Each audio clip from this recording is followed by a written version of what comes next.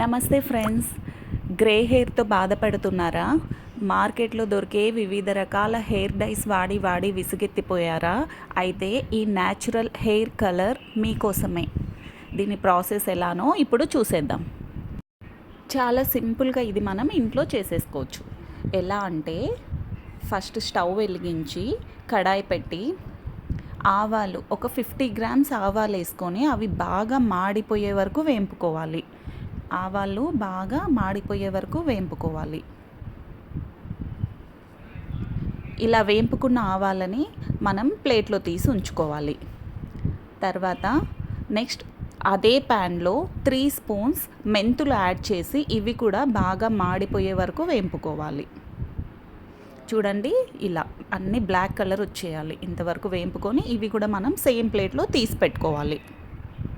తర్వాత ఇందులో ఒక గుప్పెడు కరివేపాకు, ఒక గుప్పెడు గోరింటాకు, అలానే కొంచెం మునగాకు ఇవన్నీ వేసుకొని ఇవి కూడా మాడిపోయే వరకు వేంపుకొని ఇవి కూడా సేమ్ ప్లేట్లో తీసి పెట్టుకొని ఇవన్నీ చల్లారిన తర్వాత ఫైన్ పేస్ట్ అంటే ఆయిల్ యాడ్ చేయకూడదు, ఒక ఫైన్ పౌడర్ చేసి ఉంచుకోవాలి.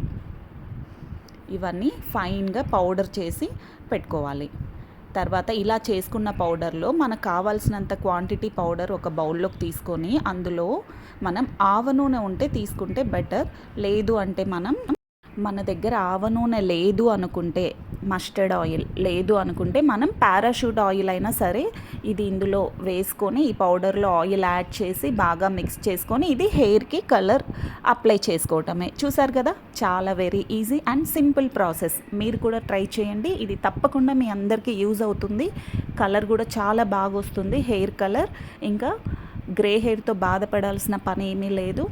మీరు కూడా యూస్ చేసుకోవచ్చు చక్కగా అందరూ. Thank you all.